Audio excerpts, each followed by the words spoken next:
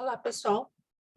Voltamos, né, ao nosso trabalho, à nossa aula expositiva sobre a colonização alemã, o que não aprendemos na escola.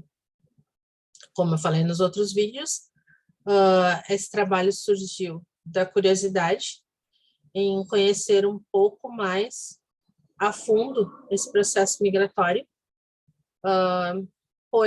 porque na escola, né, aqui em específico no ensino fundamental, a gente aprende só o básico da situação, né? Na história a gente aprende que os primeiros alemães chegaram em 1824 e transformaram essa localidade, que daí que surgiram as nossas cidades e tal. Mas a ideia era uma viagem mais aprofundada a esse processo. Claro que não tão aprofundado, mas um pouco mais aprofundado do que se aprende na escola.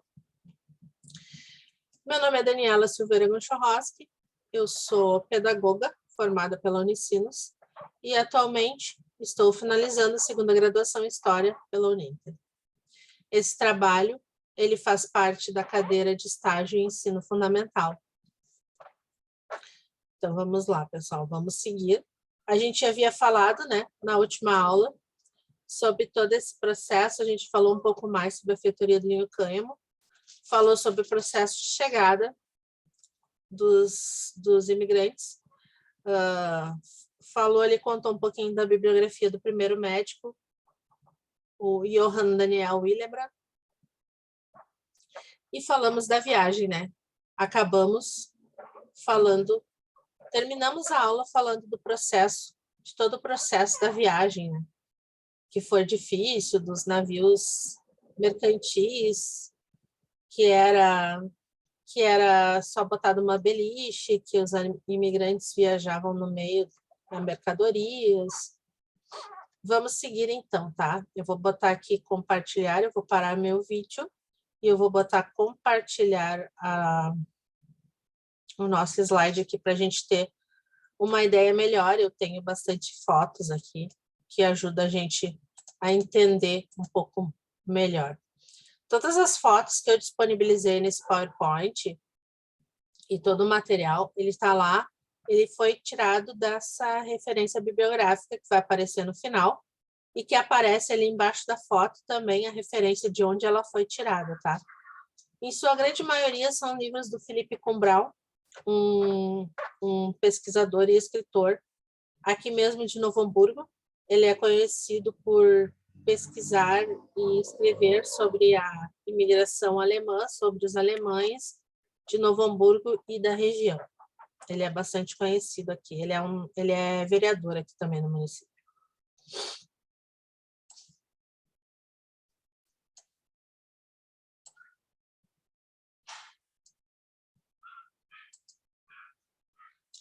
Então, vamos lá. Tá gravando? Tá gravando. Eu vou tirar a minha imagem aqui, que eu me sinto mais confortável, tá?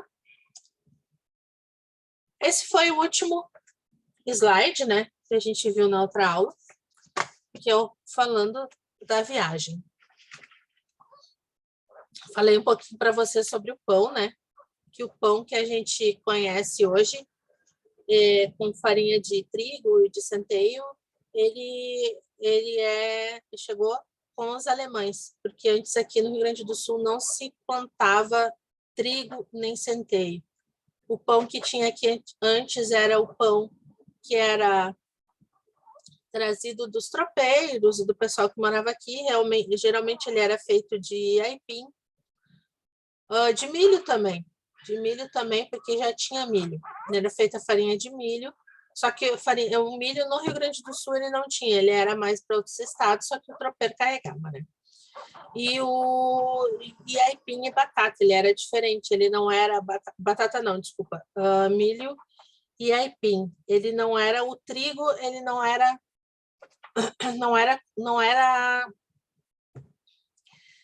plantado aqui, né? Ele tinha trigo, mas ele vinha de fora.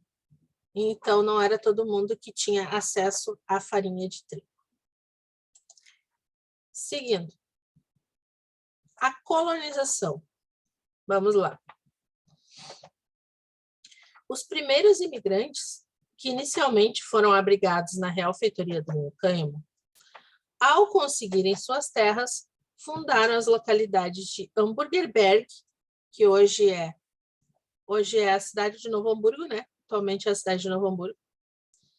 Bergenschneis e Baumschneis, que são as regiões no entorno de São Leopoldo e na Picada dos Portugueses, que hoje compreende a cidade de São José do Hortêncio.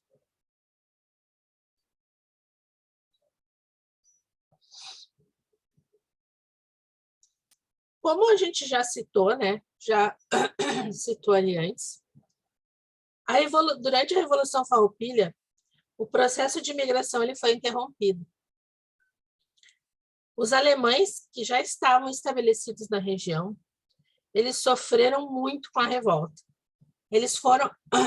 Alguns foram obrigados a entrarem em guerra e lutarem pelos farrapos. Os farrapos faziam isso ameaçando, colocando fogo nas casas e plantações. Roubavam gado e cavalos. Existem ainda alguns relatos deixados por cartas desses moradores. Eu vou procurar aqui. Eu tenho também no livro do Felipe, que fala, tem algumas histórias sobre a Revolução Farroupilha, que tem algumas cartas. Ó. Vou falar para vocês. A Revolução Farroupilha foi um conflito que deixou os moradores da região perplexos, né? Além de ter do clima de tensão, né? Apavorados. Aqui, geralmente, os atores gaúchos eles transformam os farrapos em heróis na Revolução Farroupilha, em um conflito com ideais marcados pela liberdade e fraternidade. Mas sabemos que por trás não era somente isso, que teve a parte ruim também.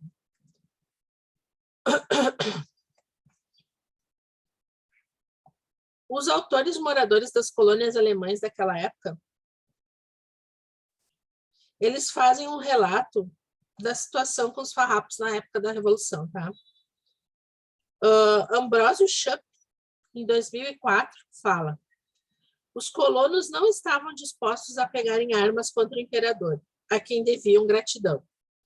Somente depois que os insurretos passaram das ameaças para as ações, queimando casas, devastando plantações, e engajar à força alguns colonos no serviço militar, estes não esperaram mais tempo e se apresentaram como voluntários.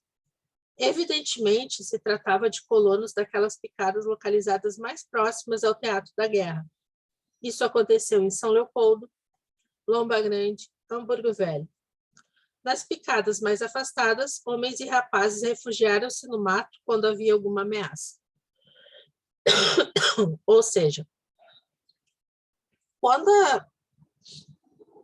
nas regiões que estavam mais afastadas, os rapazes eles conseguiam se esconder no meio do mato quando chegava, né, os farrapos angariando mão de obra para a guerra.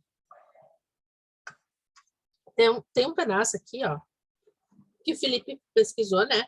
E ele fala: quando de sua passagem por Novo Hamburgo, os farrapos queimaram casas e mataram o irmão do comerciante Johann Peter Schmidt. Schmidt possuía com seu irmão Heinrich Wilhelm uma casa comercial importante e uma extensa rede de contatos entre o interior e a capital. Os dois irmãos levavam os produtos do interior para a capital e lá compravam produtos sofisticados que eram revendidos na venda em Hamburgo Velho. O transporte até Porto Alegre era feito em barcas pelo Rio dos Sinos. A autobiografia do imigrante Henrique Fault diz o seguinte: com 12 anos, fui obrigada a prestar serviço militar nas fileiras dos farrapos. Foi exatamente no dia em que o menino diabo foi ferido e aprisionado perto de 2 irmãos. O menino diabo é uma história que depois eu vou contar para vocês também, tá? Servi como soldado durante 5 anos. Nunca recebemos soldo nem investimento.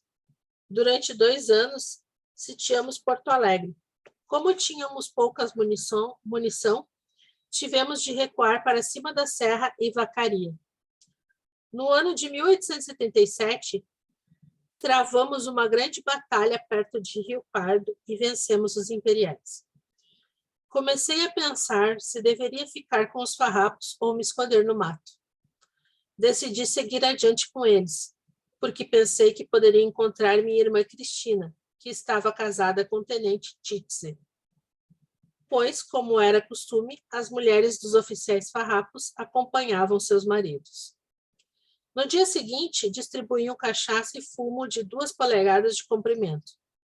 Isso foi tudo o que recebi dos farrapos durante os 5 anos que servi a eles. Pelas marchas forçadas e a vida miserável que levávamos, ficávamos muito depauperados. Nossa roupa estava rasgada e pendia em farrapos no corpo. O que tínhamos, sim, eram piolhos, do tamanho de grão de cevadinha. Já o colono Felipe Eliker, morador do Visital, região dentro do atual bairro Rondônia de Novo Hamburgo, relata aos seus irmãos em carta datada de 1843, já no final da guerra, né? Sobre os saques e ataques dos farrapos à população local. Durante os distúrbios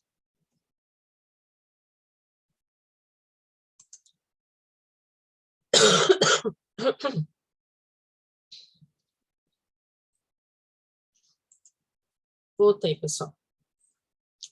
Durante os distúrbios da Revolução, consegui a muita pena salvar meu gado, deixando durante 2 anos na propriedade do Bobian, na floresta, a 3 horas daqui.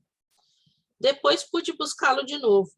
Se não o tivesse levado para ali, hoje não teria mais uma só cabeça. Como já faz 2 anos que estamos livres das visitas do revolucionário, esperamos, desejamos e acreditamos ter daqui para diante sossego. Segundo os relatos do viajante inglês Michael Mulhall, que esteve na região em 1870, ouvindo moradores do interior, os anos da Revolução foram terríveis para os habitantes de Lomba Grande e região. Lomba Grande, hoje, ela é um bairro de Novo Hamburgo, que pertence a Novo Hamburgo, e faz divisa com o bairro Feitoria de São Leopoldo. Como eu já falei para vocês, todo esse espaço do bairro Feitoria, que é de São Leopoldo, e o bairro Novo Hamburgo, o Lomba Grande, que hoje pertence a Novo Hamburgo, era todo o espaço da feitoria do Linho Cânhamo, porque eu falei para vocês, né, que o espaço compreendia 5.000 hectares. Aqui temos o relato, né, dos habitantes de Lomba Grande. Meu guia me fala de várias atrocidades cometidas nessa época terrível. Os alemães tiveram esperanças de não serem perturbados nas suas pequenas fazendas. Mas, primeiro, os rebeldes e depois as tropas do governo arrancaram-nos de suas casas e do seio de suas famílias, incorporando-os às milícias em luta. Deste modo, muitas vezes aconteceu que pai e filho foram engajados em bandos opostos. Os colonos ficaram arruinados e sem meio de escaparem da região, que foi palco de ações sanguinárias e de desolação por mais de 10 anos, até que a pacificação de 1845 pôs um término a esses horrores e permitiu que os colonos continuassem seus empreendimentos.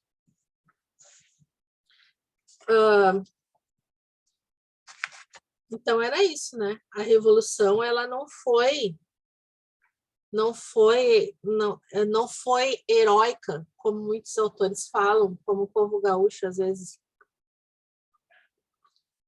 A gente aqui, né, tem muito orgulho dessa revolução, mas ela teve, sim, a sua tirania, o seu poder de tirania. Foi uma revolução que ninguém ganhou, que, na verdade, todo mundo perdeu, né? Ninguém ganhou. O Felipe Brown aqui também nos conta a história do general caçador de farrapos, o Matias Momba. O patriarca dos Momba no Brasil, Matias Momba, que se atreveu a subir nos morros e entrar na região da Mata Virgem, fundando uma colônia que ele próprio denominou como Valahai. A região do Valahai ainda existe hoje. Está dentro do bairro de Lomba Grande. É um distrito dentro do bairro de Lomba Grande, tá? Aqui eu estou lendo para vocês. Eu estou lendo. É o livro do Felipe. Também está nas referências bibliográficas. A região não era desejada pelos colonos porque ali viviam muitos índios. Mais adiante a gente vai ver que esses colonos também sofriam bastante com o ataque dos índios na época, tá?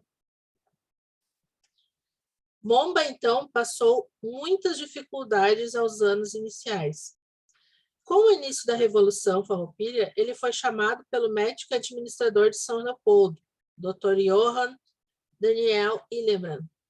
Como vimos antes, já falamos dele, né? Para lutar pela defesa das picadas e dos alemães contrários aos revolucionários farroupilhas. Um dos principais motivos para a vinda de alemães ao sul do Brasil foi a necessidade do Império em proteger suas fronteiras das invasões dos castelhanos, como a gente já tinha falado antes, né? Lá no começo, lá na aula 1. Para isso, o Major Schaeffer, a pedido do imperador Dom Pedro, percorreu diversas regiões europeias e trouxe os alemães angariando força para o exército, como também a gente já tinha comentado.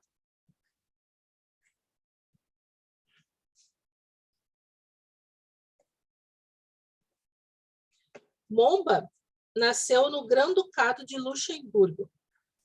Matias Momba, no caso, né, ele foi alferes da guarda pessoal do imperador Napoleão Bonaparte, que lhe rendeu relativa notoriedade em sua terra natal, o vilarejo de Echternach. Momba lutou em todas as batalhas napoleônicas e foi um dos poucos soldados sobreviventes à campanha da Rússia de 1812, quando Napoleão foi para o país eslavo com uma tropa de 678 mil homens e voltou para a França derrotado e humilhado com apenas 10 mil sobreviventes. Mesmo assim, Matias Momba serviu fielmente Napoleão até a derrota do imperador em Waterloo. Que Waterloo também, como a gente viu, o médico Johann Peter também trabalhou, só que ele trabalhava como médico cuidando dos feridos, mas também esteve na revolta de Waterloo. Alguns meses após esses acontecimentos, que colocou um ponto final na hegemonia francesa na Europa, a Prússia começou a perseguir todos aqueles inimigos da pátria que lutavam a favor de Bonaparte. Momba não teve opção. Para não ser preso, abandonou sua terra natal e emigrou com sua esposa e 5 filhos para o sul do Brasil. Foi no sul do Brasil que sua fama aumentou ainda mais, devido à sua coragem e experiência militar. Ao chegar, foi o único que ousou transpor o Morro de Dois Irmãos, atrás do qual se ofereciam lotes maiores, apesar de quase que inacessíveis.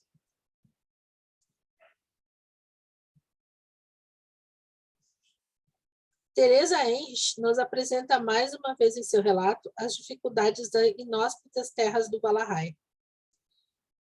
Matias Momba veio a chamado de Dom Pedro I para o Brasil. Construiu-se uma casa de madeira sólida, já que não faltava madeira, e cercou-a com estacas para protegê-la dos bugres e de outros ataques.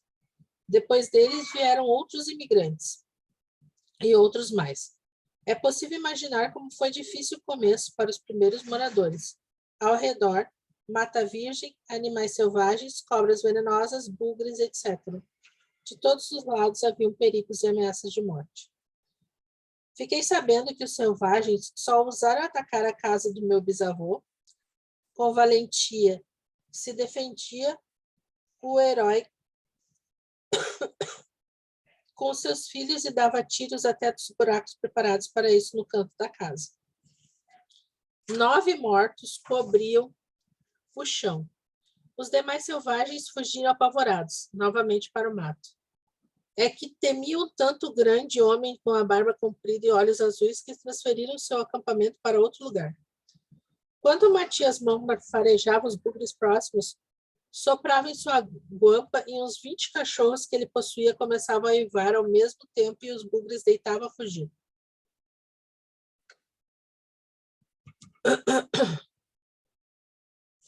Aqui ele segue falando, né? Esse era o bisavô, era o bisneto do Momba. Ele consegue falando agora sobre a Revolução Farroupilha, tá? Momba contava histórias peculiares sobre a Guerra de Frederico o Grande e Maria Teresa. Imigrou em 1829, aos 49 anos de idade. Radicou-se em Dois Irmãos, onde teria construído uma pequena fortaleza contra os índios.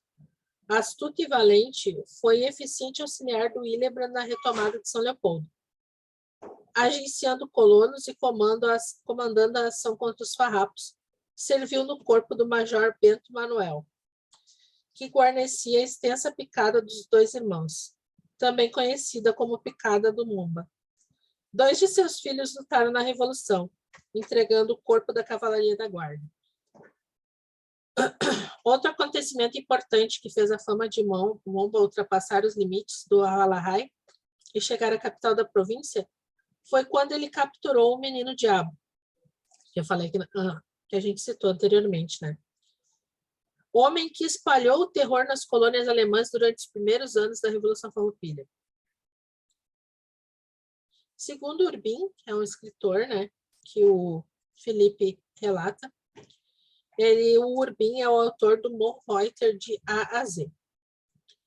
Esse fato foi crucial para Matias ser imortalizado na história de Valahai Morro Reuter e torná-lo conhecido em todo o interior de origem alemã na época.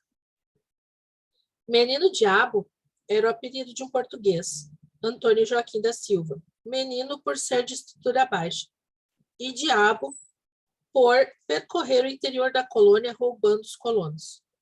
Além disso, ao chegar às residências do interior, costumava matar em cada família um de seus familiares, usando um dos métodos mais cruéis para a época. Degolava suas vítimas. Leopoldo Petri, também colono famoso no Rio Grande do Sul, aqui na região, ele fala: o veterano Matias Momba, do corpo do Bento Manuel, foi responsável direto pela morte do malfeitor Menino Diabo. Em uma de suas andanças pelas picadas interioranas, por Ivoti, Estância Velha, Picada 48, Dois Irmãos, Momba, a testa de um piquete legalista, aguardou o Menino Diabo de tocar em Ivoti e o alvejou numa perna. Levado a Dois Irmãos, foi guarnecido para posteriormente ser escoltado a São Leopoldo para julgamento. No decorrer da noite, porém, um grupo de inimigos exigiu sua entrega e o matou com a mesma barbárie com que costumava tratar sua vítima. O episódio teria trazido o renome ao 70º combatente, cognominado pela façanha do general Momba, tendo sua fama alcançado a capital da província.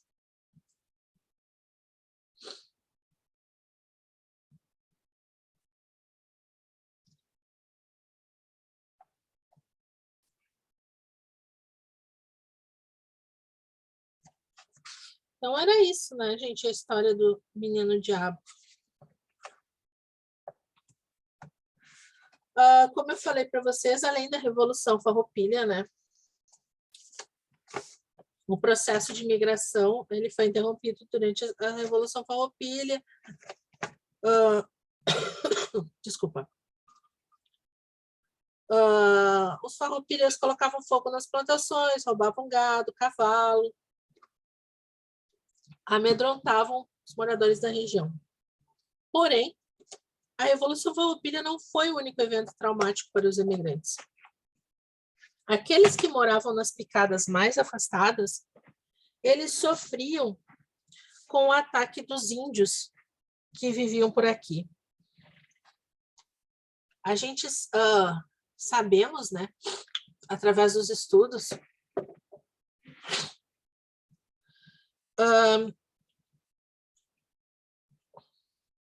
que muitas famílias inteiras, foram dizimadas por ataques indígenas.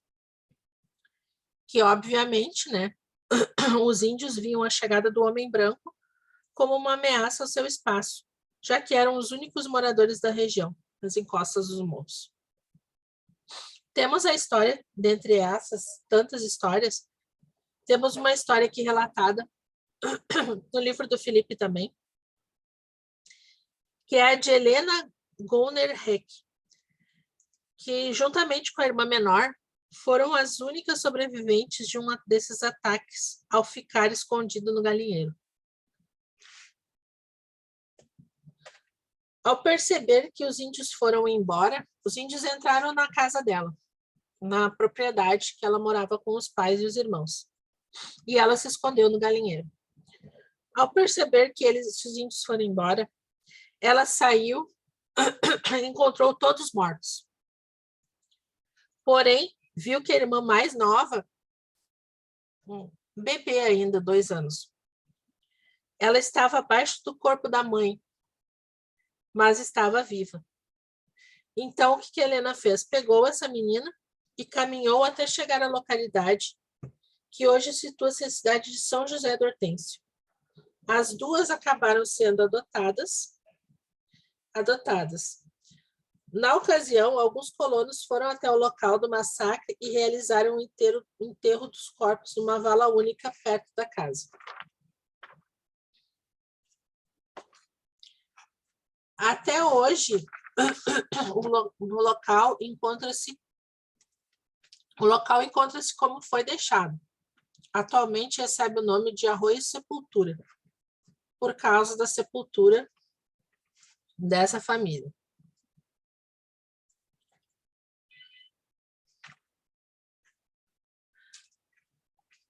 Conforme o desenvolvimento ia acontecendo, as casas comerciais surgiam e foram chamadas de vendas. Nelas, os colonos vendiam a safra extra que produziam e os comerciantes, né, os donos das vendas, remetiam por embarcações fluviais à capital. Compravam produtos que não eram produzidos na colônia e vendiam aos moradores. Essas casas coloniais tornaram-se o centro das colônias, com a vida econômica e social girando em torno desses lugares.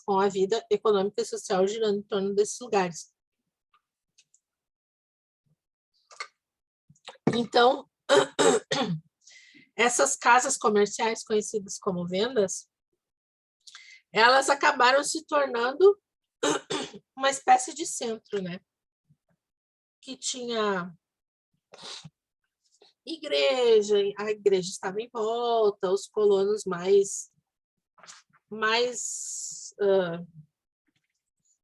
melhor situação financeira moravam perto.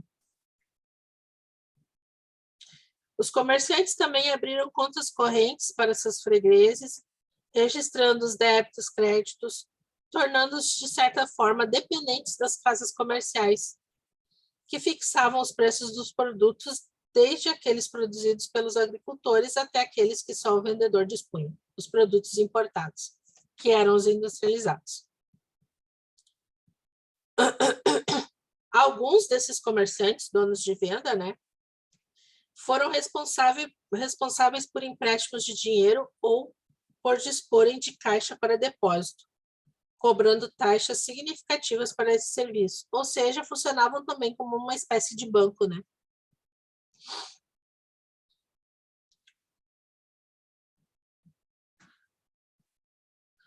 Os colonos que se dedicaram ao artesanato também tiveram rápida prosperidade, já que faltava praticamente tudo no Rio Grande do Sul. Não havia indústrias, tudo era importado da Europa, o que tornava extremamente caro. Através dessas pessoas que a industrialização no Brasil teve início, através dos colonos, né, que se deu a industrialização, como o início da industrialização. A ideia de que os imigrantes se ocuparam exclusivamente da agricultura não é real. A gente costuma falar que eles só plantavam, né? Mas não é verdade. Já que entre 1824 e 1845, 60% dos homens eram artesãos, o que ocasionou na formação de indústrias, que foram prosperando através de seus descendentes e tal. Novo Hamburgo, por exemplo, como a gente já falou, se destacou no setor coreiro e calçadista, recebendo o título de capital nacional do calçado. As primeiras indústrias se destacaram na produção de botas, chinelos e selas para montaria. Em um âmbito geral, os comerciantes viviam muito bem nos grandes centros da colônia.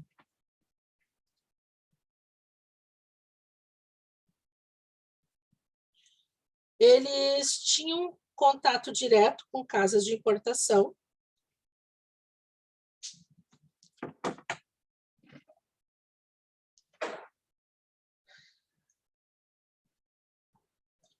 Tinham contato direto com casas de importação e tinham recursos financeiros para adquirir mercadorias e até oferecer empréstimo financeiro. Porém, no interior da colônia, a situação era diferente. Os itens básicos de sobrevivência, como roupas e calçados, eram caros demais. Ou seja, quem não morava no centro, morava mais ao interior, era o pessoal que tinha mais dificuldade aquisitiva, né? Não conseguia adquirir as coisas. Porque era tudo caro demais. As dificuldades também seguiam na religiosidade, já que para frequentar cultos e missas, precisavam andar entre 2 e 4 horas, né? Quem morava no interior, até chegar no culto ou na missa, precisava andar entre 2 e 4 horas. A liberdade religiosa era uma outra promessa, né, que o Império tinha feito, ela não existia. A educação também não existia, o que não era um problema exclusivo dos imigrantes alemães, era um problema nacional, já que os portugueses não foram muito eficientes nessa área. Como sabemos, né, os portugueses não foram eficientes na área de educação. Nós vemos que na América Espanhola, ou seja, na América dos Espanhóis, Uruguai, Argentina, Paraguai, eles se destacaram muito mais na educação do que a colônia portuguesa. Através dos jesuítas, né? Os jesuítas implantaram o sistema aquele das missões jesuíticas, que também teve um pedaço aqui no Rio Grande do Sul, antes do Tratado de Madrid, daí chegou o Tratado de Madrid, que devolveu que passou os 7 povos das missões para Portugal, e Portugal passou a colônia do Sacramento para a Espanha. Então é isso, né? Os portugueses, na época dos portugueses do Brasil Colônia, só estudava quem tinha condições financeiras, ensino superior, então, era só quem tinha condições financeiras de mandar os filhos para a Universidade de Lisboa, Coimbra e Portugal. Enquanto isso, na América Espanhola já existia escola pública. Mas isso é assunto para um outro artigo. Continuando.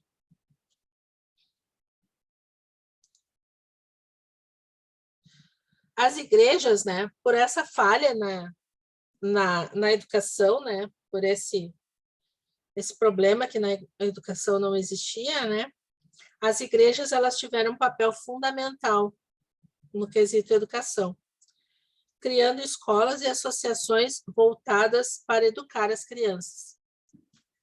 Nas localidades em que não havia religiosos, a população pagava ao colono ou à pessoa de maior instrução para fornecer conteúdos educativos para as crianças, que, em geral, estudavam até a 4ª série. As aulas eram ministradas na casa do educador e algumas crianças precisavam andar muito para assistir às aulas, às vezes até mais de 1 hora. Vemos aí a importância da igreja na educação, que muitas vezes deu suporte que o governo não dava. Ainda hoje, nas principais cidades que os alemães originaram, existem as escolas de cunho religioso e de grande tradição. Em Novo Hamburgo, por exemplo, a gente tem a Fundação Evangélica, o Colégio Santa Catarina, que são até mais antigos do que a própria Fundação Emancipação de Novo Hamburgo. Que eles, ambos, tanto a Fundação Evangélica quanto o Colégio Santa Catarina, eles têm mais de 100 anos já. Todos com direção religiosa.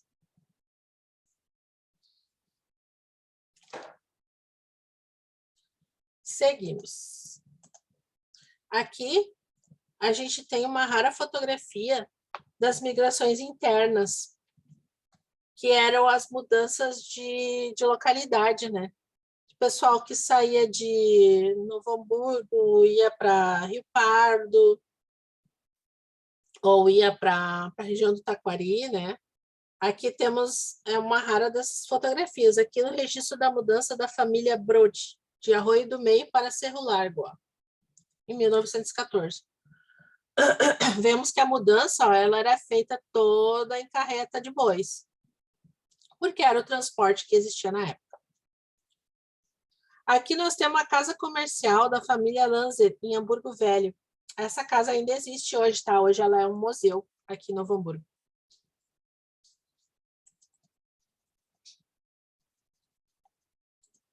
Seguindo, aqui temos a foto da alfaiataria, em Estância Velha. Podemos ver, né, que é uma família inteira, né? As indústrias surgiram através da família. A família toda trabalhava na indústria. Aqui vemos uma mulher, né, possivelmente a mãe, possivelmente o pai, o avô, talvez, e os filhos. Temos também a olaria da família Bloss em Campo Bom. A foto, né? Uma curiosidade é que essa olaria existe até os dias atuais, tá? Ela existe até os dias atuais. Temos também a serraria de Adolfo Michaelsen, na linha Olinda, em interior de Nova Petrópolis. E a tipografia no início do século XX. Todas são fotos do Felipe, tá? Na tipografia, tem um adendo aqui para falar para você sobre a tipografia. Deixa só eu achar aqui.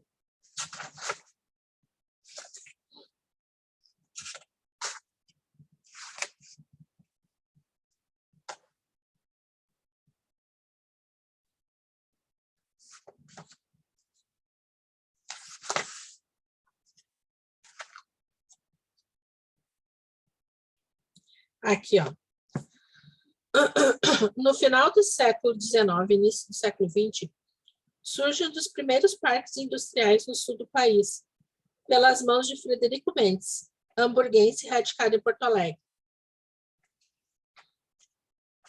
No Vale do Rio Caí, empresários de origem alemã também desenvolveram a indústria na região e o transporte de mantimentos até a capital.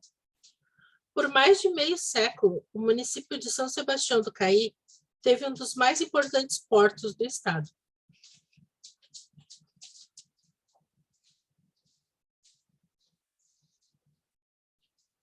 As poderosas industriais locais, Michaelsen, Trem, Mendes, Renner, Ritter e Oderich lucraram com seus negócios, que iam dos tecidos ao sal e da navegação às conservas.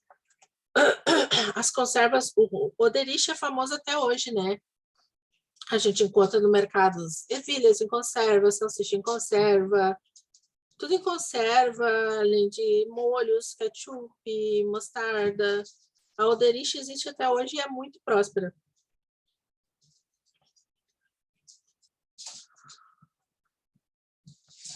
O Vale dos Sinos, aqui a região de Novo Hamburgo e São Leopoldo, ele desenvolveu-se ainda mais com a chegada do trem, já nos primórdios das ferrovias no sul do país, com a primeira estrada de ferro que ligava a capital a Novo Hamburgo, inaugurada em 1871. Toda a vasta produção, as terras por detrás dos morros de Dois Irmãos e Sapiranga, com a chegada do trem, foi canalizada para Novo Hamburgo. Novo Hamburgo sempre se destacou pelo comércio desenvolvido por imigrantes alemães, estabelecidos no bairro de Hamburgo Velho. Porém, como destaca Leopoldo Petri, né, que também foi foi prefeito de Novo Hamburgo e historiador, em sua monografia sobre o município. O extraordinário progresso de nosso município não se deve tanto ao desenvolvimento do seu comércio, mas sim ao surto de sua indústria. Depois da estagnação da indústria hamburguense até o final do século XIX, como destaca Petri, o município voltou a desenvolver-se com fábricas de calçado, couro e selarias.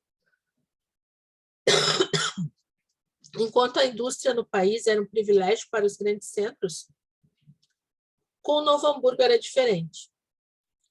Já no início do século, vários nomes da indústria hamburguense ficaram conhecidos a nível regional e nacional, com o apogeu de suas empresas. Entre as empresas de destaque na época estão os curtumes de Guilherme Ludwig e de Libório Miller, as fábricas de malas de Carlos Brum e Arthur Haas, a fábrica de charutos e cigarros de Albino Killing, a fábrica de móveis Leopoldo Schneider, a serraria e carpintaria de Pedro Mendes Sobrinho, a usina Força e Luz e as empresas de couro e calçado de Pedro Adams Filho. Sobre a tipografia que a gente falou aqui, do Rotermund. Todo mundo não. A livraria Rotermund, ela é bastante conhecida até os dias de hoje, né? Ela foi uma grande editora.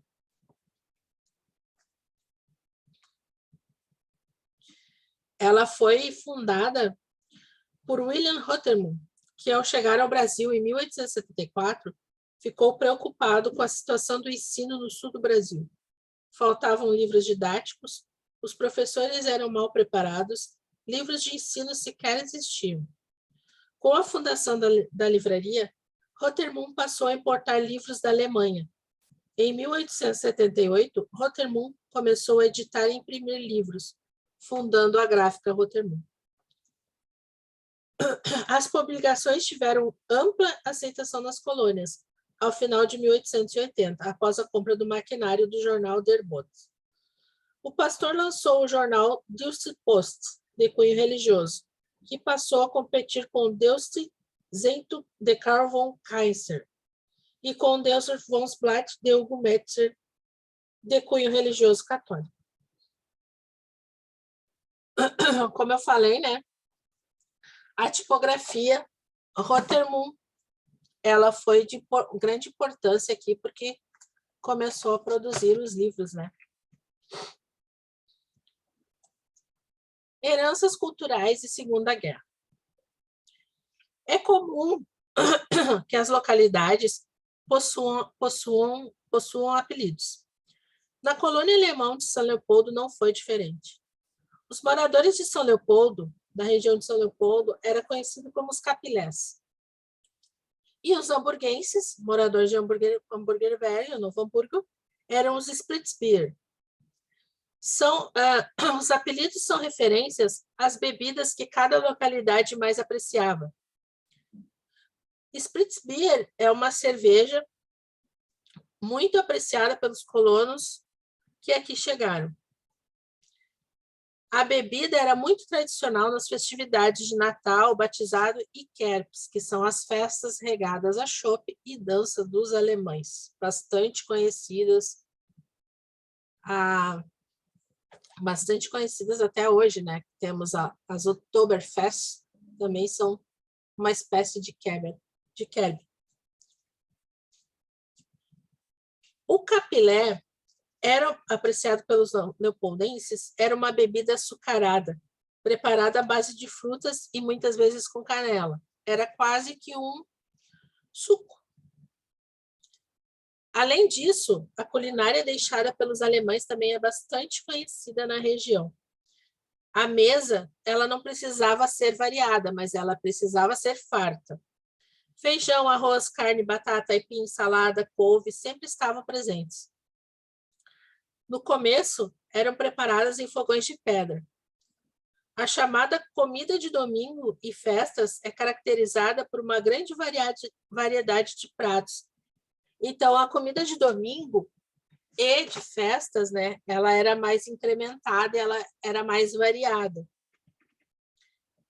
Ela tinha pratos como arroz, massa, batata, assado de res, assado de porco, chucrute, galinha recheada, pão de carne, salada de alface, salada de batata, né, que hoje chamamos maionese, que conhecemos aqui, rabanetes e pepinos em conserva. Os alemães também trouxeram essa coisa de conservas, né? Essa tradição de conservas. Até hoje a gente encontra por aqui os famosos restaurantes coloniais que servem esse tipo de almoço, né? Que é uma mesa farta, coloca as comidas caseiras, tudo esse tipo de comida farta na mesa. Como a gente já tinha falado ali, né? O pão de milho, o pão com torresmo, pão de centeio, pão de aipim, rosca de polvilho, são tipos de pães originários dos alemães, né? Que trouxeram para cá, que incrementam a receita tradicional do pão com os produtos que eles tinham na época. Para acompanhar o pão, geleias, ou os alemães chamam de chimias, né? Preparadas de frutas, embutidos à base de carne de porco, queijos de fabricação própria. Tudo isso era a culinária alemã. E as famosas cucas, né? A gente tem até hoje as famosas cucas. As festividades natalinas também têm um adendo aí, né? A tradição de enfeitar as casas com pinheiros e arranjos natalinos é uma origem dos imigrantes alemães, que durante os 4 domingos do Advento, que antecedem o Natal, se reúnem para confeccionar enfeites para a árvore, cantam canções e acendem uma vela, se preparando para a grande festa de Natal. No dia 24 de dezembro, os imigrantes vão à missa. Quando retornam, as crianças veem pela primeira vez a árvore decorada e abaixo dela os pacotes de presentes. Entoam hinos agradecendo a Deus e só após isso as crianças abrem os pacotes. Nesse dia, a alimentação é leve, para que a dona da casa possa participar da festa. No dia 25, aí é o almoço especial de Natal, com o tradicional ganso recheado com castanhas, nozes e miúdos, acompanhado de verduras e batatas cozidas. As sobremesas são as tradicionais bolachas amanteigadas e decoradas com glacê. Essas bolachinhas de Natal, que até os dias de hoje, elas são, essa tradição ela é seguida aqui na região, né? As famílias, elas lideradas quase sempre pelas avós, se reúnem para a confecção dos biscoitos, em uma tradição que vem passando de geração para geração. Hoje se faz, né, os biscoitos e se revende, né? Geralmente, a maioria das pessoas que têm essa tradição, essa origem, faz esses biscoitos para venderem na época de Natal. Os imigrantes também tinham seus momentos de lazer, que se reuniam em clubes e salões para ocupar o tempo com o canto e a música. Daí surgiu a Sociedade de Cantores. Como eu falei lá na aula, primeira aula, que é tradicional até hoje é por aqui, né? Porém, elas não são o único tipo de sociedade. Tinha também a Sociedade Ginástica e a Sociedade de Atiradores. Como a gente já comentou nas outras aulas, né? Até hoje existem essas sociedades na cidade. Novo Hamburgo, por exemplo, tem a Sociedade Ginástica e a Sociedade de Atiradores. Na sociedade de canto, se formavam corais que atuavam nas igrejas e festas comunitárias. Tudo ia bem. Os alemães já estavam com suas raízes fincadas nessa terra. até que o então presidente Getúlio Vargas criou a campanha de nacionalização, onde esses colonos começaram a ser perseguidos, presos e humilhados. Conforme Felipe Brown nos fala no livro dele, bens foram confiscados, monumentos depredados ou destruídos, livros e documentos em língua alemã queimados, indústrias e lojas de empresários alemães foram depredadas. A proibição do idioma alemão foi utilizado como motivo para o injustificável. Os brasileiros mostraram seu desprezo por aqueles que pouco mais de um século depois do início da riqueza desse país. Essa ruptura cultural empobreceu o estado do Rio Grande do Sul e cortou para sempre os laços identitários de milhares de pessoas. Durante esse tempo, os colonos foram obrigados a destruir ou esconder material escrito em alemão e abandonar as atividades de lazer nas sociedades culturais. Alguns esconderam esses materiais em paredes falsas ou enterraram perto de casas. Um exemplo é o do médico Heinrich Burger, que guardou todos os seus livros em caixas e escondeu em uma parede falsa no porão de sua casa. Como ele faleceu durante a Segunda Guerra, ninguém soube do esconderijo, até que seu neto, ao reformar a casa, encontrou esse material cerca de 60 anos depois. Aqui, ó, aqui vemos a foto da família, né? Na parede, o compartimento secreto, atrás de um quadro, onde o proprietário da casa escondia parte dos livros em alemão, ó. Podemos ver aqui, ó.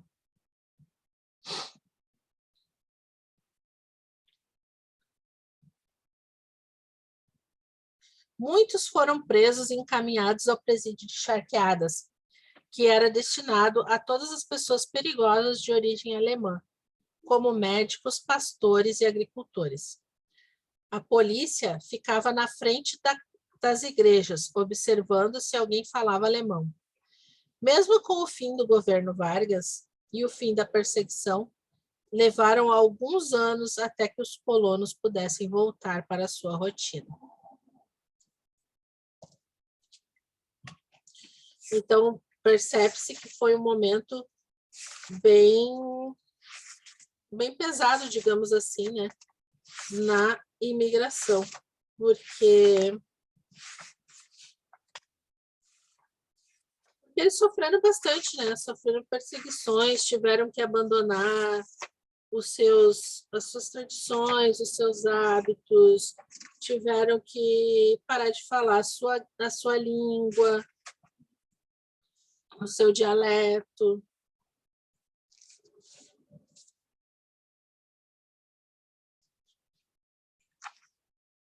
Aqui no livro do Felipe fala que o pastor da comunidade aqui, né, Jacob Sauer, foi uma das pessoas que mais sofreu no período da guerra. Certo dia, ele foi convidado pelo subprefeito de Lomba Grande para um churrasco. Sauer pediu explicações sobre o porquê do convite, mas o subprefeito se negou a responder. Mesmo assim, Sauer deslocou-se até lá. Ali ele foi preso pelos policiais. No final da tarde, Sauer foi levado por eles até a casa pastoral, com um policial em cada lado. Sua esposa, logo que o viu, exclamou: "Até que o fim de volta", e ele respondeu: "Mas volto prisioneiro". Os policiais entraram na casa, lacraram o armário onde Sauer guardava os livros, reviraram todas as gavetas, jogaram roupas para fora dos roupeiros, revistaram o porão e o sótão. A esposa e as filhas assistiam a tudo, assustadas. Depois levaram o pastor preso para Novo Hamburgo. A esposa, ao receber a notícia de que o marido seria levado para a prisão em Porto Alegre, procurou um advogado, Mário Sperb, que era amigo da família. Sperb procurou outro profissional da área do direito de Porto Alegre. E os dois prepararam e apresentaram a defesa do pastor, alegando que, apesar dele e da esposa serem alemães, as filhas falavam perfeitamente português e haviam sido educadas em escolas brasileiras. Eles também pediram que os policiais mostrassem as provas da prisão, e assim o juiz ordenou que liberassem o pastor. Sauer ficou apenas 2 dias na prisão, mas isso o afetou profundamente, tornando-o mais reservado e introvertido. Ele ficou muito magoado. Dizia para a esposa que nem mesmo na Alemanha, onde atuara e lutara a Primeira Guerra, tinha sido feito prisioneiro. Isso está no livro, né, do Philippe Combrão, esse mesmo livro da imagem aqui, ó, que está citado aqui na imagem. Como eu já falei nas outras aulas, todas essas histórias que eu estou lendo são geralmente dos livros do Philippe, e eles estão descritos nas referências. Ele também segue aqui que as autoridades policiais queimaram praticamente todos os livros e registros de famílias evangélicas mantidos e atualizados pelo pastor Sauer. Isso porque aqueles registros haviam sido escritos em alemão. Os documentos que sobreviveram ao fogo são os que não foram encontrados pelos policiais no primeiro momento e que posteriormente foram escondidos pelo pastor embaixo das tábuas do assoalho da casa paroquial. Entre esse material salvo está o livro de registro de batismos e casamentos de 1864 a 1868 e os livros de batismo de 1893 a 1942. Outros livros que não eram de registro das paróquias foram guardados pela diretoria da comunidade no fundo do Poço Seco. Fim da guerra, ao buscarem as obras, constataram que, infelizmente, elas haviam se deteriorado por causa da umidade.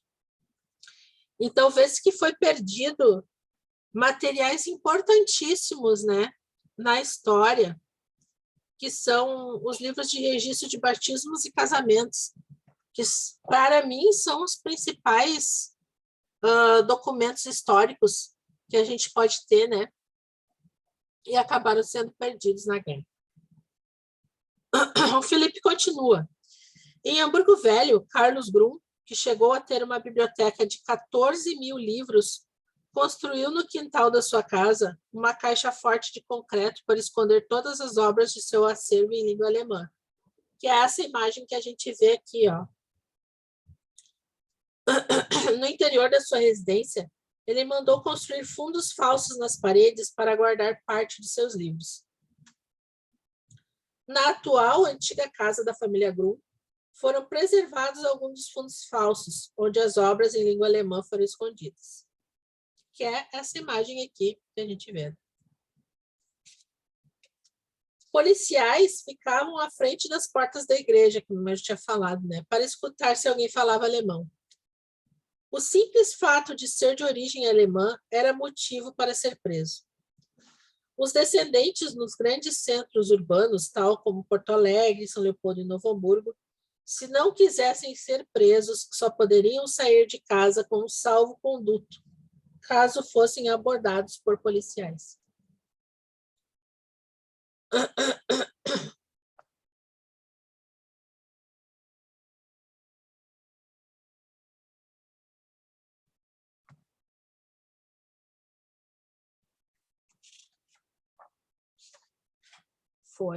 Foi uma situação bem complicada, né?